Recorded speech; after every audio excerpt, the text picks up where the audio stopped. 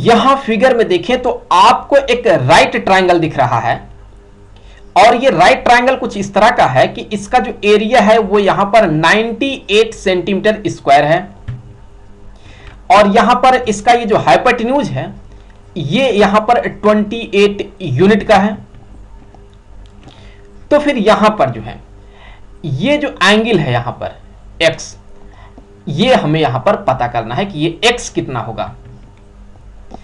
तो यहां पर जो है इस x के वैल्यू को पता करने के लिए हम सबसे पहले क्या करेंगे, देखिए क्योंकि हमें इस राइट ट्रायंगल का ये जो हाइपोटेन्यूज है ये दे दिया गया है जो कि है यहां पर 28, तो हम कह सकते हैं कि यहां पर ये जो साइड होगा ये इसका यहां पर बेस होगा। तो हम अभी यहां पर जो है ये जो बेस होगा इस बेस को हम पता करना चाहते हैं। तो फिलहाल यहां मान लेते हैं कि ये जो बेस है ये है यहां पर a, हम इस a का वैल्यू यहां पर पता करेंगे। तो उसके लिए हम क्या करेंगे, हम इस राइट ट्रायंगल में कोसाइन अप्लाई करेंगे।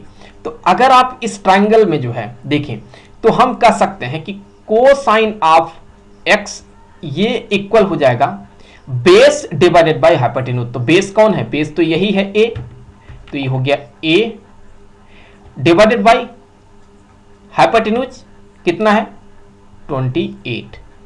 तो यहां से जो है जो बेस a है ये मिल जाएगा हमें 28 कोसाइन ऑफ x के। तो ये हो जाएगा कोसाइन ऑफ x के। तो चलिए हमको ये मिल गया है, ये हमें मिला है कितना 28 कोसाइन ऑफ x।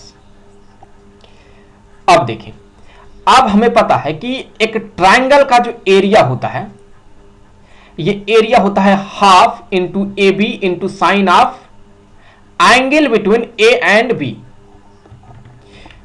तो अगर आप यहां ट्रायंगल देखें तो इसमें एक इस ट्रायंगल का ये वाला साइड ए हो गया, ये वाला साइड बी हो गया और इनके बीच का एंगल क्या है सी है। तो हम कह सकते हैं इस ट्रायंगल का जो एरिया होगा ये होगा हाफ इंटू ए इंटू बी इंटू साइन और ए और बी के बीच का ये जो एंगल है सी वो।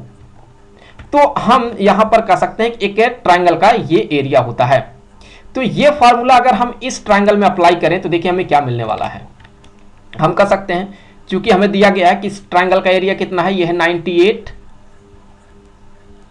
इक्वल टू हाफ हाफ, और यहां हम कह सकते हैं क्योंकि हमें दो साइड पता है ये वाला और ये वाला, तो हम यहां इनके वैल्यू को इंसर्ट कर देते हैं। तो ये हो जाएगा, हम कह सकते हैं ये हो गया चलिए 28 और फिर यहां हम लिख सकते हैं ये वाला side 28 cosine of x into sine of c। तो साइन ऑफ c के जगह पर हम x लिख देंगे।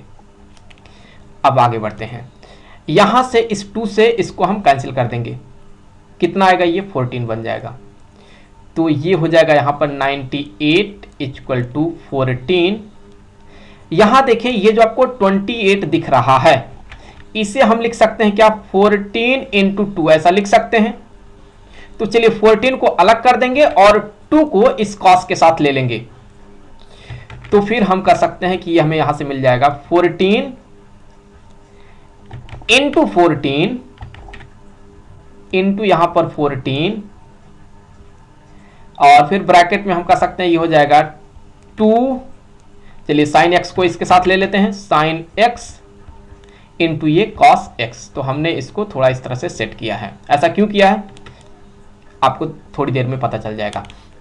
तो अभी यहां से देखें तो हम कह सकते हैं कि ये जो 98 है, ये जो 98 है ये इक्वल आ जाएगा, अगर आप 14 इंटू 14 कर दें तो ये हो जाएगा 196।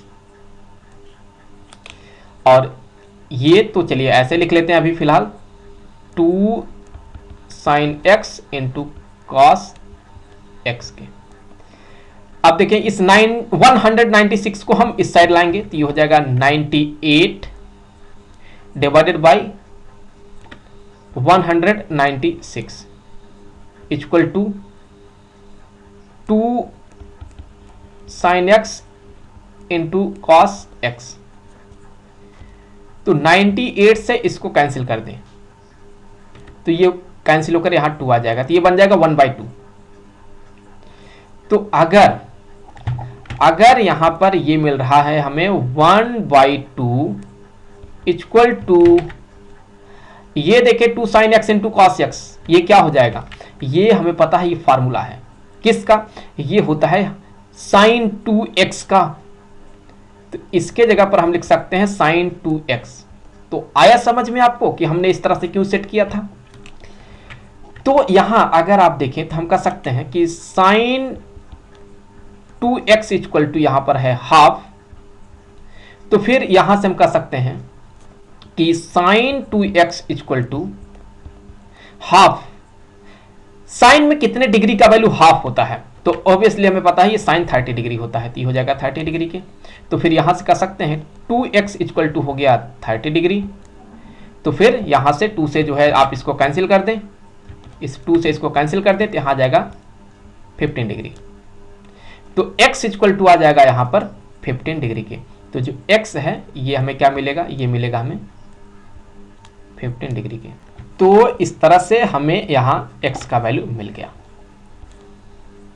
तो अब यहां पर हम ये कह सकते हैं कि ये जो एंगल है जिसको हम पता कर रहे थे, ये एंगल कितने डिग्री का है, ये यहां पर 15 डिग्री का है।